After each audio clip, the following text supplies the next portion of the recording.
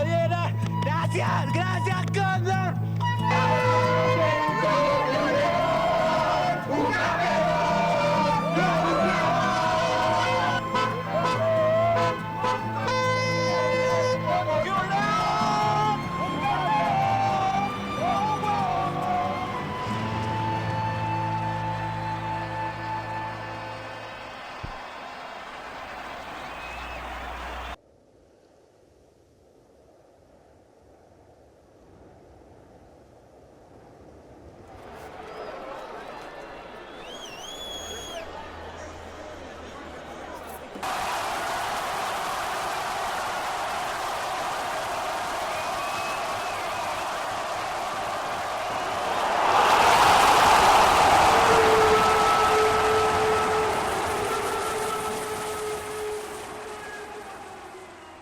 Cuando fuimos al Mundial, porque clasificamos, nos fue muy mal.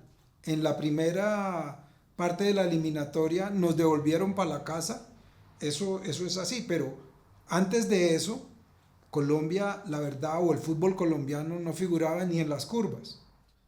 ¿Cuál diría usted que fue el cambio que nos permitió eso, que nos permitió aparecer en los periódicos, que nos permitió ir a 3 mundiales seguidos? ¿Cuál fue ese cambio?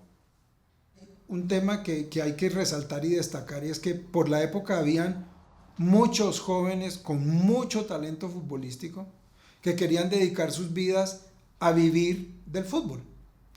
Eso se pudo consolidar, digámoslo así, a través de la Colombo Clubes.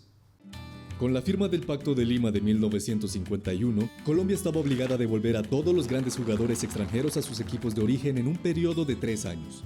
Entonces DiFútbol sabía que muy pronto se iba a quedar sin esa reserva de talento que trajo tanto prestigio y emoción al deporte nacional. Por eso crearon la Liga Colombo Clubes, un campeonato abierto en el que cualquier escuela de fútbol que tuviera la plata podía inscribir a un equipo de sus mejores jugadores. Además, la liga sirvió como un paso previo al fútbol profesional colombiano, ya que algunos equipos de segunda división conseguían su talento nuevo de equipos de la Colombo Clubes. La liga fue pequeña cuando empezó, tan solo 8 equipos empezaron en las primeras temporadas.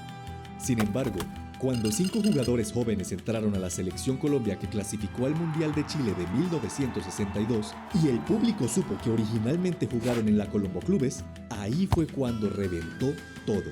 La liga creció rápidamente al igual que las hinchadas de algunos equipos, lo suficiente como para que empezaran a cobrar entradas para ver los partidos.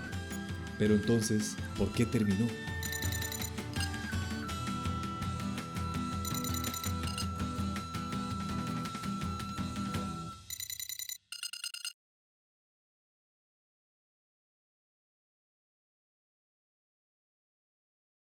Pacho, como es de terco, más terco que una mula. Yo, hermano, hágame caso que no vamos a llegar. Y él, no, tranquilo, confía en mí, que no sé qué. Y empecé que yo voy a esquivarme los carros. Y yo, hágame caso, Pacho. Fue el único partido al que yo llevé cámara. Y eso que también fue un bregadero para que mi papá me la prestara. Además, este era un clásico que no se podía perder. Juancho y Rivera se tenían que lucir porque desde las graderías estaba Vittore cotizándolos. ¿Bruno Vittore? El mismo que viste y calza. Un ojeador de la Liga Menor del Napoli estaba acá. ¿Por qué? Es que el tipo era muy pepa. El tipo vio una excelente oportunidad de conseguir un muy buen talento porque además no tenían representantes de la FIFA, no pertenecían a ninguna liga y entonces era una forma de obtener un muy buen talento a un muy buen precio. Porque inclusive iba a tener que negociar, era no con ningún representante, sino con los papás, porque eran menores de edad los pelados. ¿Eso no generó entonces como roces entre compañeros del mismo equipo? Uy, imagínese usted, 2 muchachos estando pendientes de ser seleccionados para esos menesteres. Eso se vio en la final del campeonato, eso sí se veía que estaban juntos, pero no revueltos.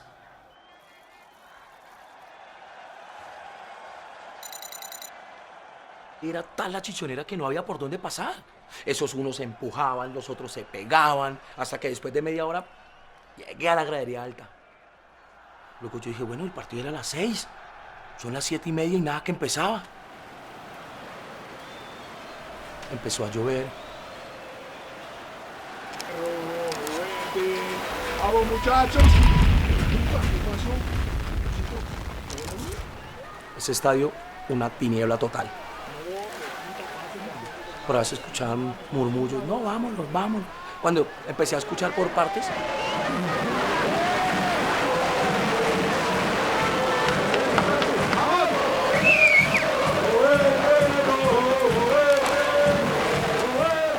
vi que todo el estadio empezó a unirse y ya éramos todo el estadio una sola voz.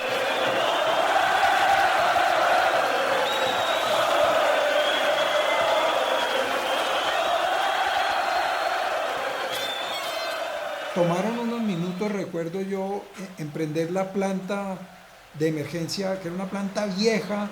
Esa potencia solo alcanzaba para uno de los 4 reflectores del estadio. Llegó la luz, todo, ¡ah! Uy, ahora sí va a haber partido. Bueno, cuando después de un momento dejó de llover, como si hubiesen cerrado la llave.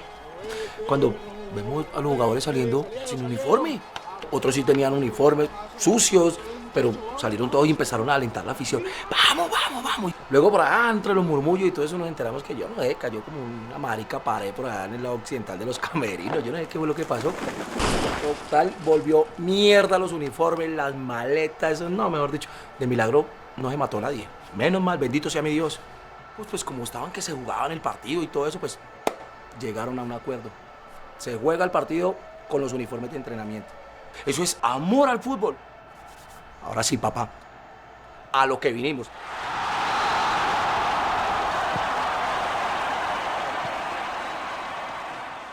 Llamamos al canal y dijimos que nos mandaran un móvil de transmisión y pues siéntese a esperar. Rechazamos los balones, Cóndores lo cogía, eso tiramos para un lado. Ellos ahí estuvimos pariendo piñas casi todo el primer tiempo. Hasta como en el minuto 40, Cóndores arranca por toda la banda. ¡Ey, profe! ¡Ey, profe! ¡Me falta! ¡Mira! ¡No, puta! ¡Eso a veces son muchas maletas, hermano! No. Ese estadio quedó en un silencio total. ¡Puta, no, compadre! ¡Es tronco, parcero, no puede ser! Nos bajamos a esperar a que llegara la van. No la dejamos ni siquiera llegar, abrimos esas puertas que nos mandaron, una cámara, el técnico que venía tomando tinto, relajado el hombre, y un cable que podía tener 50 metros, pero un cable, una cosa así de gruesa. El segundo de a bordo cogió la cámara, la conectó y salió, y nosotros dándole cable hasta que el cable se tensó, y eso lo ubicó en la línea de la mitad de la cancha, pero a nivel del pasto. Era una toma rara, pero le daba su encanto de pensar que era como un jugador más estando metido en la cancha. Como en el partido de ida habíamos quedado 0-0, aquí únicamente con un solo gol, con el empate quedábamos campeones.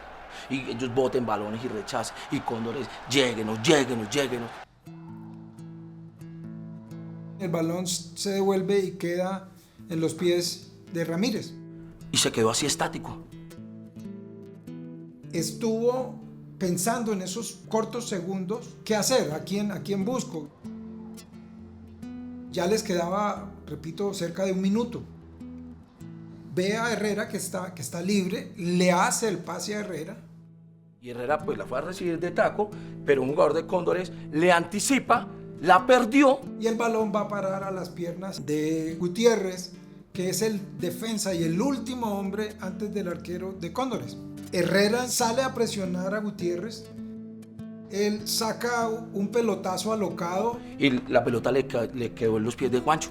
Que en lugar de haber retornado a la portería como arquero, se había quedado ahí parado enfrente para ver y pensar como delantero cómo apoyar y tratar de ganar el partido. Pues arranca Juancho como una bala, mamá, como una moto. ¡Fum! Y el jugador de Cóndores se le lanzó, lo esquiva y le queda ese arco así de grande. Saca que zapatazo.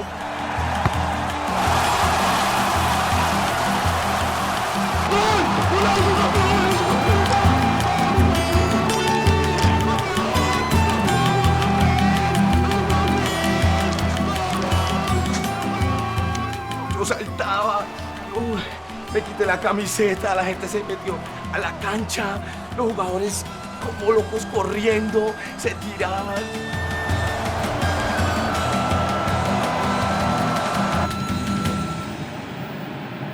Entonces Vittore pues se llevó a Ramírez.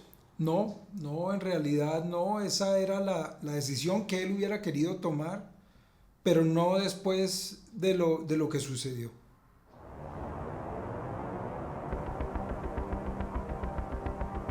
Se armó la de Troya. Ramírez reconoció que la tula era de él, pero las jeringas que encontraron dentro de la tula no. Tratando de aclarar y limpiar su nombre, él pidió que le hicieran una prueba de dopaje. En ese momento, ese kit para hacer esas pruebas estaba disponible únicamente en el Tour de Francia. Entonces eso lo dejaron así. Eso no hubo eco en esa petición. Pienso que tuvo demasiada influencia en términos políticos porque estaban muy centrados en limpiar el nombre de Colombia, en el impacto de lo que el narcotráfico tenía en los temas sociales y en los temas deportivos. ¿Y la solución fue acabar con la liga completa? ¿Por qué? No tenían que investigar a nadie, no tenían que gastar dinero en eso y al final del día pues salían airosos. Entonces en los siguientes mundiales Colombia no logró clasificar. Eso yo creo que fue un directo impacto por esa decisión que se tomó.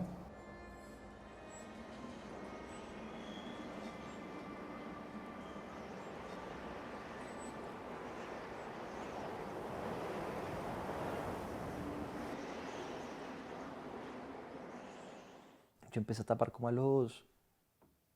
como en segundo. Yo estaba en una academia por fuera del colegio y yo le dije al entrenador en un día como, oiga, ¿por qué no me pone a tapar?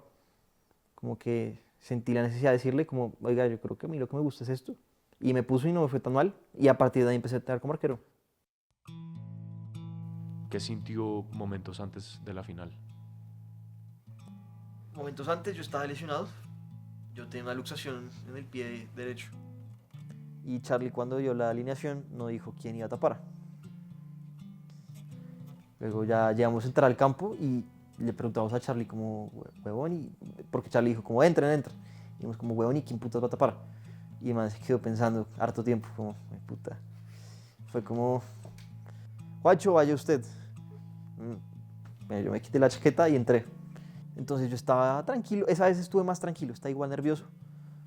Pero el hecho como de pensar que no iba a jugar y luego jugar como que no me dio tiempo de estar nervioso. ¿Qué tan fuerte era Cóndores en la cancha? Eran cancheritos. Ganaban o por cancheros o porque nosotros éramos unos huevones. Yo creo que nos faltaba también eso, ser más cancheritos. ¿Qué sintió cuando acabó el partido? Lloré. Nos abrazamos, gritamos, puta fe.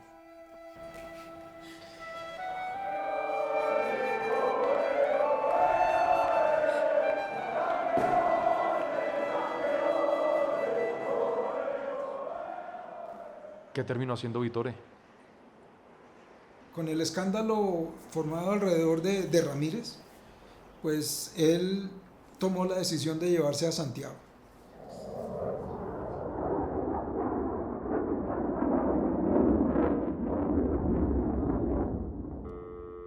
¿Sabe qué hace Santiago actualmente?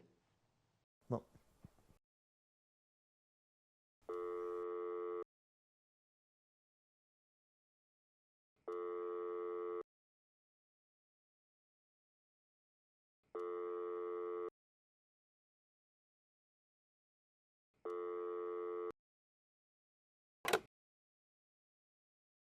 Usted jugó de delantero titular con Santiago Rivera, ¿correcto? Aunque parecía que él jugara solo en la cancha. A él le encantaba ser protagonista, sin importar pasar por encima del que sea. No le importaba. ¿Usted diría que le pasó por encima a usted en alguna ocasión? Él me dijo que llegara unas 2 horas antes del entrenamiento de todos. Se me hizo raro. Yo llegué, me fui para los lockers, me senté. Él llegó. De la maleta sacó un termo. Y dentro del termo tenía una bolsa con jeringas desechables. De ahí sacó 3 jeringas y me las puso así. Así me las puso. Y él me dijo, ¿usted no quiere ganar? ¿No quiere ser campeón? Hágale. No sea marica, que eso no duele. Luego vino el partido. Me cambiaron por Federico al final del segundo tiempo. Le meten un balón casi que con la mano.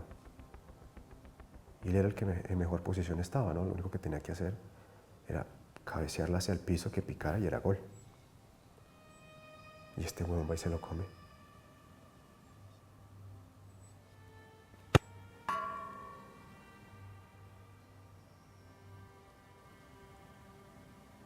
Luego Santiago me llama y me dice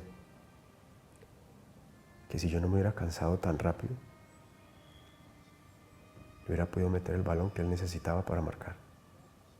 Y que si perdíamos en el partido de vuelta, dice que era culpa mía.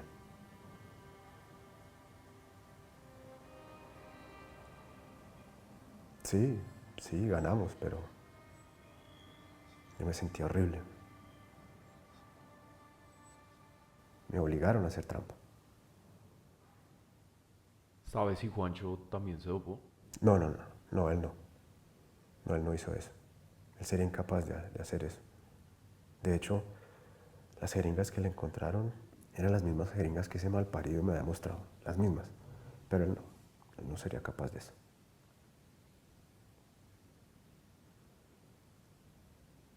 Tenía que decir la verdad. Y no lo hice antes porque tenía miedo. La familia de Santiago tenía unos contactos bien complicados. Tenían mucha plata, mucho poder.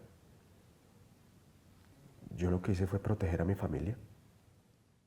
¿Juancho sabe algo de lo que usted me está diciendo hoy?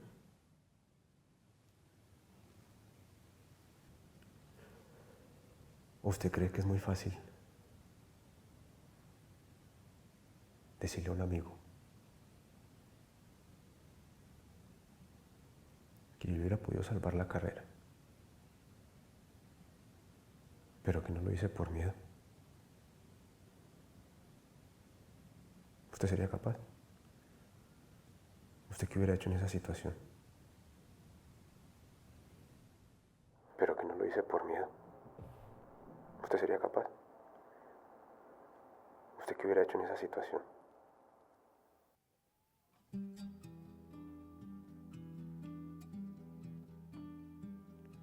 ¿Usted ya estaba enterado de esto? Sí, varias veces. ¿Desde cuándo? 20, casi 18, 19 años. Cuando uno deja jugar a ese nivel, uno sabe que no, pues, que llegar a ser profesional es muy difícil, porque realmente el salto a ser profesional es de estas ligas a un equipo profesional. Si no, y realmente no. Después me di cuenta que no era realmente lo que quería hacer con mi vida. ¿Qué opinas sobre las entidades deportivas después de todo? Bueno, yo siento que deben existir. Siento que están manejadas por personas inescrupulosas. Es cierto que son corruptas, son una porquería. Sí, todo hay intereses de trasfondo, ¿no? Y por lo general son intereses económicos. Y creo que también políticos. Debe haber fuertes intervenciones a estas asociaciones. Y de la misma manera, se requiere políticas de gobierno corporativo sana para que se puedan desarrollar de buena forma. Por el contrario, que no es una fuente de corrupción, sino que es una fuente para el desarrollo de una sociedad. Porque si esa sociedad dirige los recursos en programas para desarrollar el deporte dentro del país, también podemos ayudar a gente a niños a cumplir sus sueños, a salir de la pobreza y a colaborar con el desarrollo de este país. Entonces, después de todo, ¿qué es el fútbol para usted? Para mí, ¿qué es el fútbol? Bueno, para mí es una parte esencial de mi vida.